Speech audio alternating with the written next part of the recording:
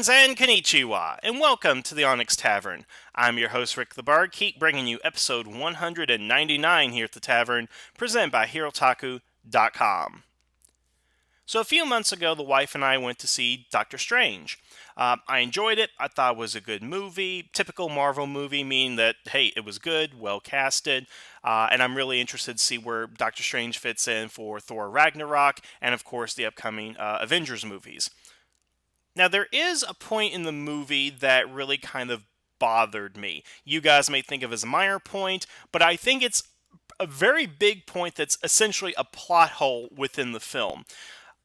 So basically, for those of you who haven't seen it, the big deal is that a villain named Caecilius is trying to make a deal with a creature from another dimension named Dormammu. Now, the thing about Dormammu is that he lives in a plane of existence where time does not exist. So the promise that he makes to Caecilius and his followers is that they will have life everlasting. If there is no time, there is no death, therefore nobody dies, everyone lives forever. Which is, pretty good when you go ahead and think about it. But of course, Caecilius and Dormammu are opposed by Doctor Strange, the Ancient One, and all their friends, Wong being, of course, my favorite character in the film. And of course, the argument there is, as it always is that death is a natural part of life and everything, that what Dormammu promises is not paradise, yada, yada, yada, and such.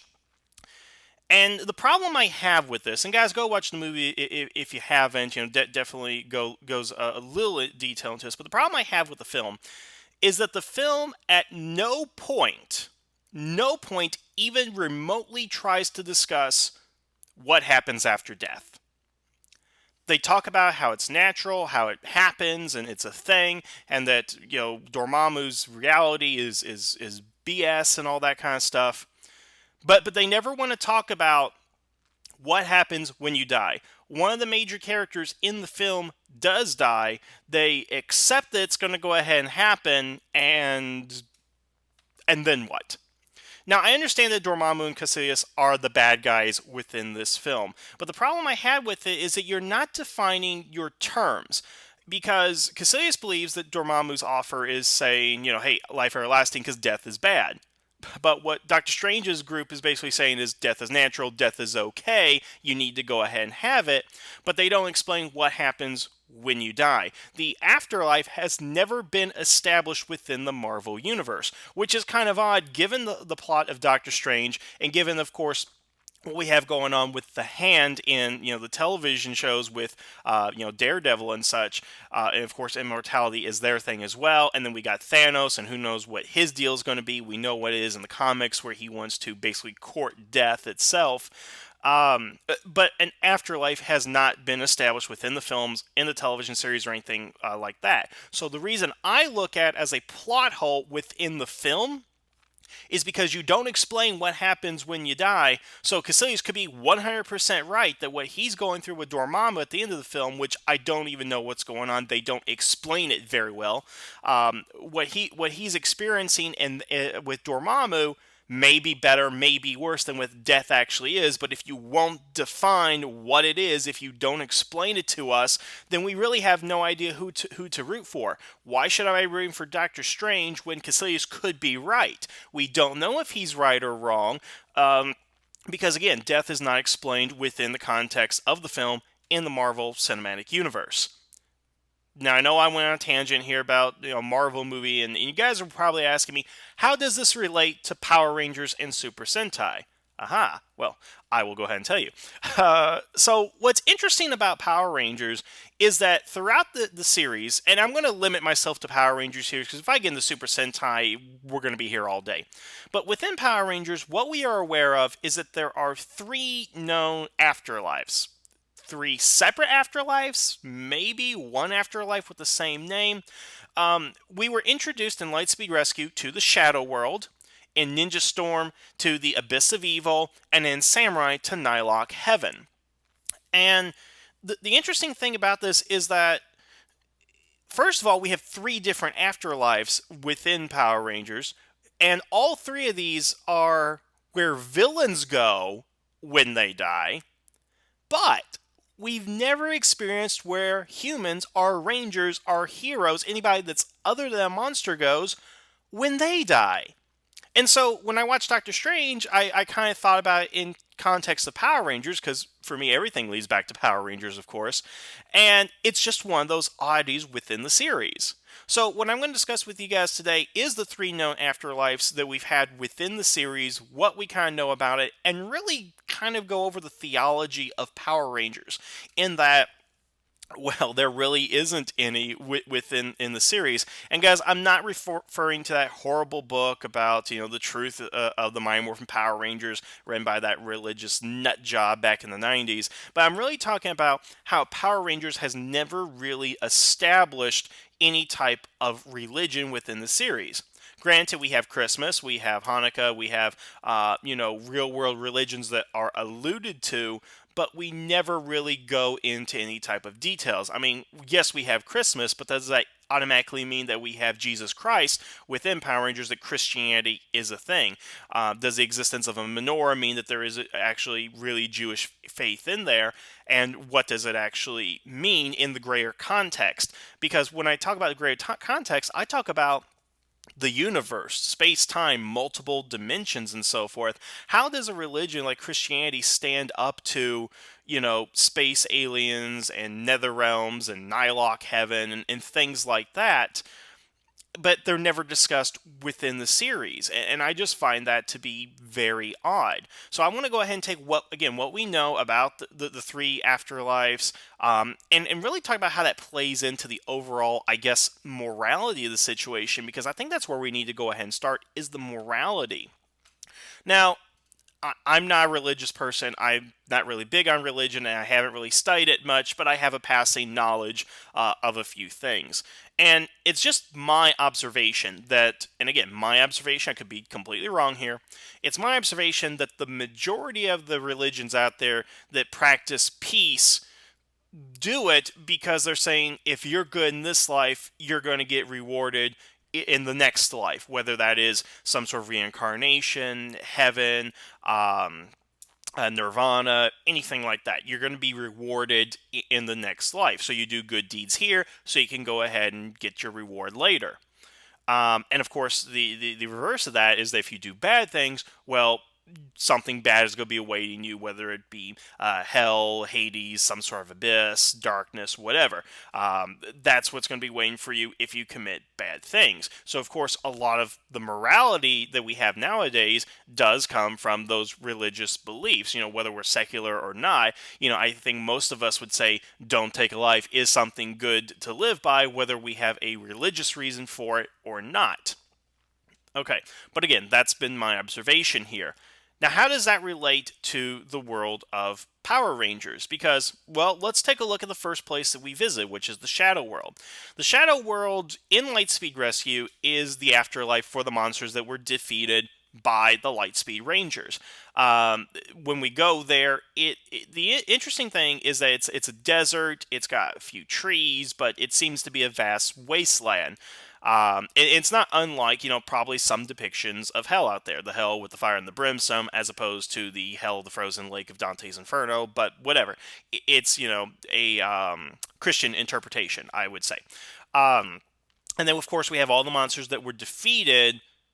And the interesting thing about it is that, one, you have the gatekeeper who can control them using his staff, and that without the staff, they just have a need to destroy.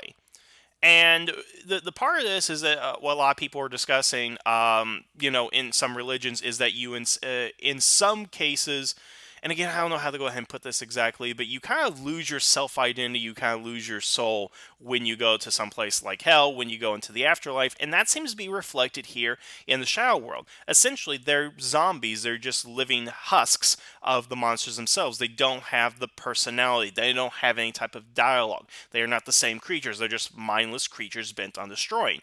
If these are indeed the monsters they destroyed, their souls are no longer within them, seems to be the implication, and that they can be controlled by someone who is not dead, in this case the gatekeeper and Olympius.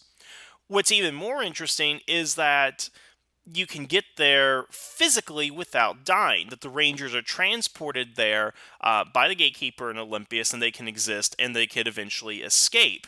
And what we further see in the later in the series is that you can be transported there again without dying by just opening up a portal using the mystical key, the key to the shadow world, which we see in the finale, in which that's what Banshee is trying to do, open the shadow world, let all the monsters out, and she herself eventually becomes defeated and goes into the shadow world, not by dying, but just go through the portal, basically. Which is also odd because all the other monsters are getting there by dying, and we even see Diabolico in some sort of astral projection, astral form, or ghost, if you will, and he's able to defeat Bencher and bring her down to the shadow world, which opens up the question of what if she was to die in the Shadow World? Can she die in the Shadow World? That's the implication on Power Rangers, that when the Rangers are in the Shadow World, that they can die, that they can be defeated. But the monsters who are already there can't be destroyed. They are blown up and then reconstituted back, again, without any type of noticeable soul. So, Banshuri down there, is she, can she be defeated and she's reconstituted? What happens to her soul and all that? We don't know. We're not really given any clear definition. All we know is this is a place where monsters go when they die, and that to open it back up would be disastrous because the monsters would run a rampage around the city. That's what we know there. The Abyss of Evil is even less defined, because here's the interesting thing about the Abyss of Evil is that it only includes monsters from Power Rangers Ninja Storm.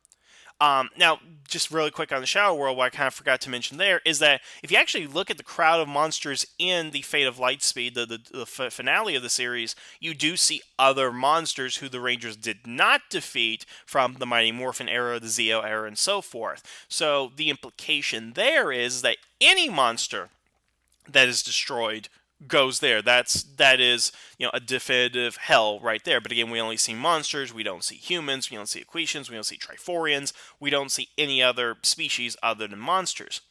The Abyss of Evil itself is only for creatures defeated by the Ninja Storm Rangers, which seems rather limiting. Because let's consider who we find in the Abyss of Evil.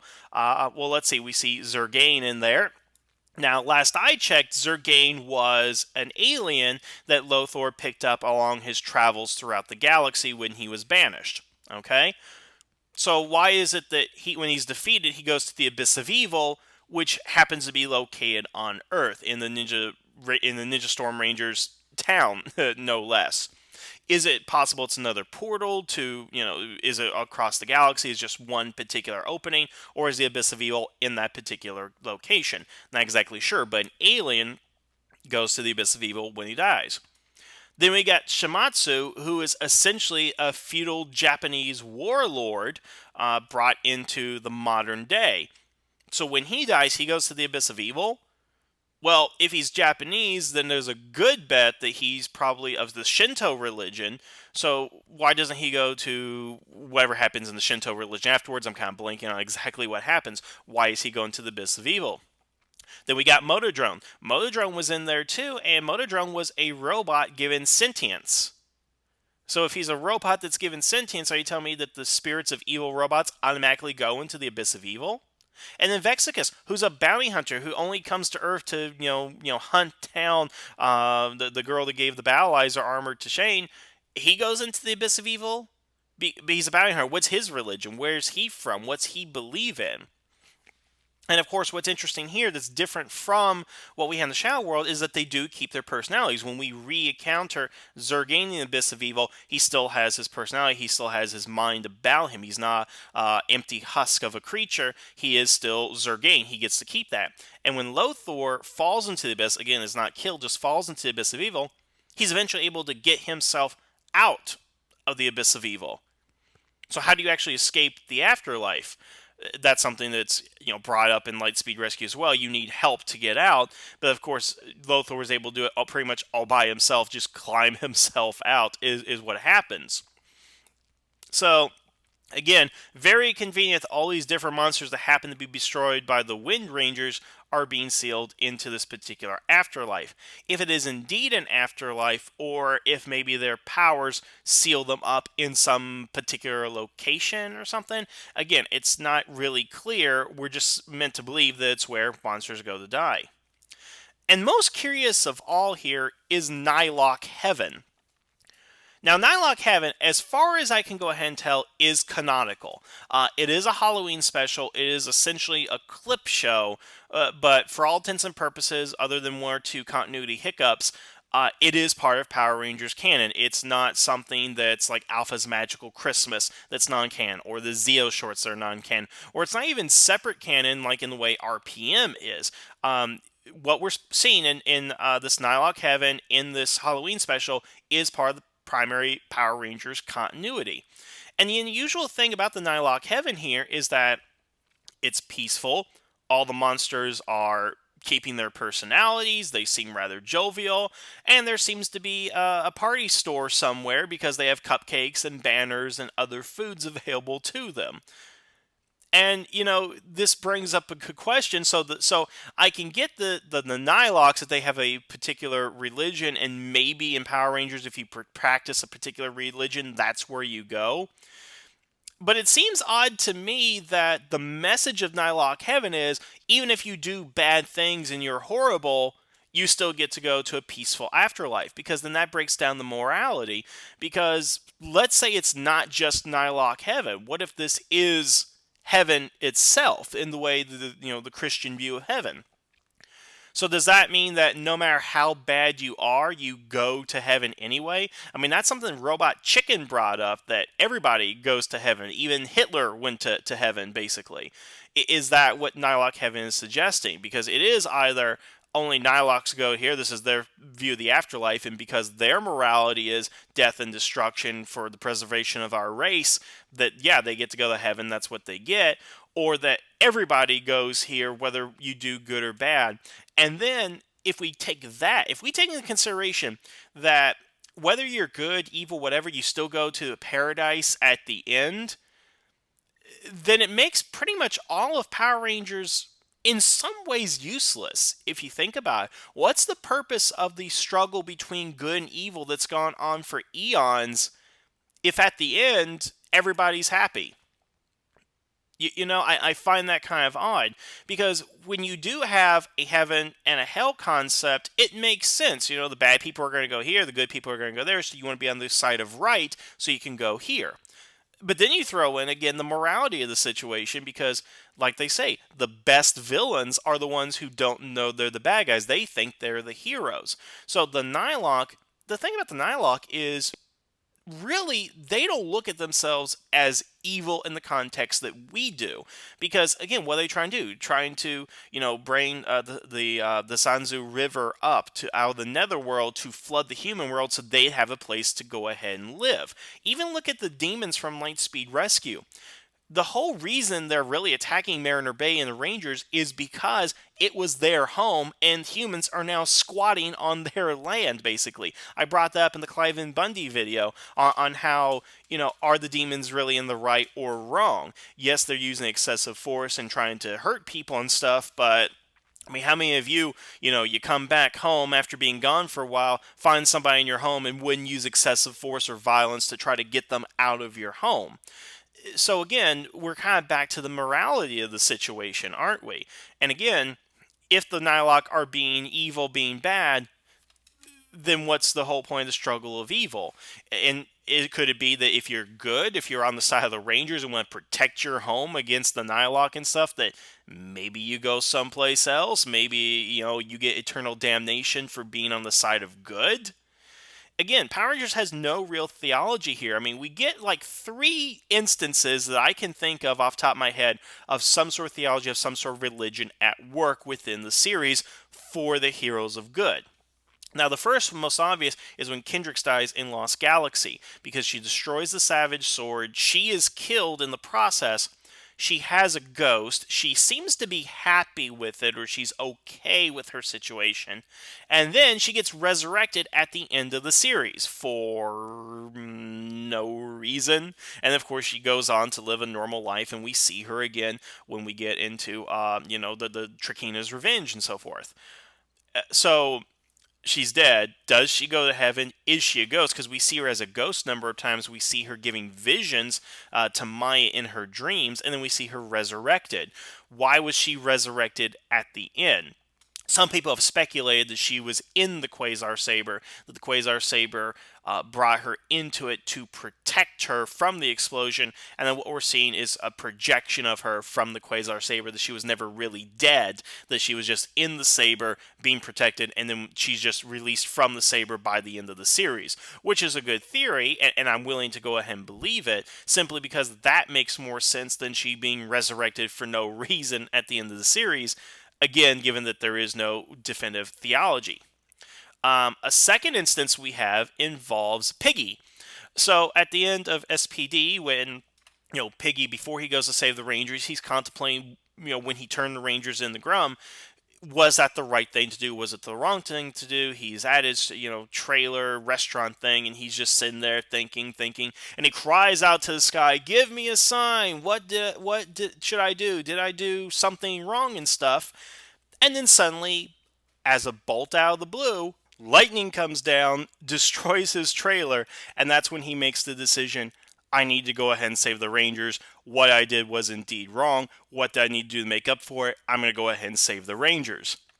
And, I asked this question on Ranger Board, and all I was met with was sarcasm, basically, because everybody looks at it as playing off as like funny scene that happens, but when lightning strikes like that and actually changes the motivation of our characters, it does seem like divine will, that somebody or something up there is telling Piggy he needs to go save the Rangers. And obviously that is a force for good as a force for evil, meaning that, again, with the morality of the situation, the thing to do is to save the Rangers, and the symbol of Piggy's greed, which is what he bought with his lottery winnings, this restaurant and everything, is being destroyed. So that's the sacrifice that is being made, that he's losing everything to go do the right thing. And eventually Piggy does do the right thing by the end of the series. And then the third instance I want to go ahead and bring up is the idea that the Norse gods exist within the Power Rangers universe, because in Operation Overdrive, we run into both Thor and Loki. And the way that the characters are played off, and this is different than what's happening in the Marvel Cinematic Universe. Marvel Cinematic Universe is playing them as a different race, a different species onto their own, and that, again, they have what is perceived as magic, but is simply just advanced technology, which is possibly what's happening with Doctor Strange as well, now that I think about it. But the point is, there's nothing really, mystical about them. They die and live, they just happen to live and die longer than humans. That's kind of the idea. But the way that, we have Thor and Loki and Power Rangers is that they are magical, they are mystical, because we do know that such things exist within the Power Rangers universe, and nothing that seems to be happening seems to be a result of any type of technology of any sort. It is some sort of magic being played off. So, with the existence of Thor and Loki, is it possible that they are alien beings that were being worshipped as gods by the Norse back in the day, much in the same way Apollo was in the Star Trek universe? Or is it that, Thor and Loki are really gods, and that Valhalla exists, the Valkyries exist, and all that? There's this whole idea of the Norse mythology being opened up through Power Rangers, if it is indeed real. Is Valhalla a place that you could go within the Power Rangers universe? We don't know. That it's never explained. I'm sure there are a few other instances in there that we can go ahead and take a look at, because you could look at characters like Animus and Uritan and other beings and spirits. You can look at other ghost things that are happening. But those are just three instances that I wanted to go ahead and bring up that I just found particularly interesting, simply because they're not really explained, and they open up this idea here of, again, gods and afterlife and greater beings out there guiding our destiny. So ultimately, what are we looking at within the Power Rangers universe here? I mean, here's one more point I do want to bring up to you guys that I find incredibly interesting, and I don't really see people discussing this much. So when the Power Rangers, let's take the Mighty Morphin era just as an example here. When they're fighting the Pudgy Pig back in Food Fight, what is the worst thing that the Pudgy Pig has done up to that particular point in the episode by the time that he fights the Rangers? He eats a lot of food. That's about it. He's stealing, he's coveting, whatever. He's committing sins, whatever, and stuff like that. But the worst he does in that entire episode is he just eats a lot of food. What is his punishment at the end of the series, or at the end of the episode? Death by explosion, by the power blaster. He is defeated by the Power Rangers, and he is killed. Now, I understand, again, that if Pudgy Pig was not defeated, he'd devour all the world's food supply. So that's a threat that needs to be stopped. But the Power Rangers decided to stop him with excessive force that ended up killing him. Now, just apply that situation to the real world where someone is killed by excessive force. Yeah, look at any news story in the last 2 years or more, and you guys can see what I'm talking about there. I don't think any of those police officers were ever in the right to use excessive force to kill people for minor violations and mild crimes. Heck, I can't breathe. Think about that situation. Watch the video there. Tamir Rice and so forth. But the Power Rangers are painted as being in the right because they are the heroes of the story. Is it right for them to kill that monster who never killed a single person in his entire life because he's just made from clay? And again, does he even have a soul? What is the punishment or the reward that the Rangers get? Because you guys realize, look at every season of Power Rangers up to Ninja Steel. Consider the fact that every one of them, except with the exception of 2 seasons, kill all the monsters within the series. There's their solution, is to destroy them, to kill them, to put them in non-existence, send them to an afterlife. The only 2 seasons where they don't do that is Time Force and SPD, in which they capture all the villains. Think about that for a second. They capture them. The seasons where we have heroes from the future, the year 3000 and 2025 respectively, those are the seasons where their morality is different. We're not going to kill them, we're just going to capture them and put them in jail. But every other season, from Ninja Storm to Wild Force to Mighty Morphin to Zeo, RPM, killing them is the only way to resolve the situation. And again, what does the morality situation, give us here? What is their ultimate reward? Are they going to die and go to heaven for killing beings that actually did not kill anybody but did cause some harm? Or are they going to be punished for killing another being? Because again, Christianity says, thou shalt not kill. But the paradox of that is that you have things like the Crusades and other wars where good Christians go into battle, they fight and kill somebody, so they broke one of the 10 Commandments, but they still think they're going to be rewarded with heaven at the end. Again, a lot of it's paradoxical in my mind. I could be wrong there, but that's just how I kind of view it, of course. So do I have an overall point to make here? Not really, other than we really need to evaluate what the Power Rangers are doing and what it says in a general sense. I suppose that nut job in the 90s who wrote that book had some point to make about morality and death and stuff like that, if he could actually, make an actual point other than just being somebody who hates children's television. But what I really mean by that is that nobody really stops and thinks about the morality here. We have heroes, we have villains, they fight, that's it. Because Power Rangers does take that black and white approach. Very rarely do we have those shades of gray in there. And this whole idea of killing monsters is a shade of gray the more you think about it. I mean, when we introduce shadow worlds and heavens and abysses of evil, and we have the Norse gods, and then we have, death and resurrection, we really have to question ourselves, what is the guiding force in the universe? Is there a god in Power Rangers? Is there a pantheon of gods? What is the afterlife? What happens next? How was the universe created? What is this eternal struggle between good and evil? What's its ultimate result? What's going to go ahead and happen? We really don't know. I'm not saying Power Rangers needs to do an entire thing where we meet God in the series, but introducing religion in some aspect to Power Rangers would be interesting. I've heard a couple of things out there, and something I really do embrace is that eventually we should have a series where the morphing grid is treated as some sort of religious icon or maybe some religious plane of existence. Because if we at least did that, if we could explore the religious implications of the morphing grid, because there it could be religious in some way, or it could be a bunch of people who worship it, thinks it is a god of some sort or some sort of divine being. Then we can talk a little bit more about the good and bad of the Power Rangers, of what they mean, what the afterlife means, and everything. Because again, ultimately, what I'm looking at here is we have not defined the parameters of the theology or the afterlife within Power Rangers. So how can we actually know that what the villains are doing is going to send them to hell and what the Rangers are doing is going to reward them in the afterlife? We really don't know. And a lot of movies are like this, guys, because there are movies with defined parameters, particularly movies that do go into heaven and hell existence, things like Dante's Inferno, things like What Dreams May Come, and so forth.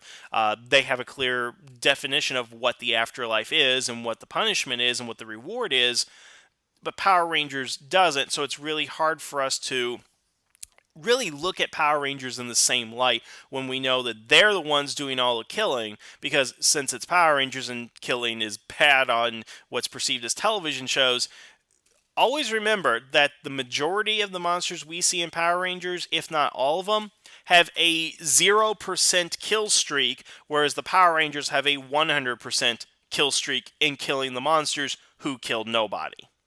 So, again, something to go ahead and think about, guys. Something I really wanted to bring to your all's attention as we loom closer to, my next episode here, which, again, this is 199. Guys, I got something special for you for the 200th episode of the Onyx Tavern, so keep an eye out for that.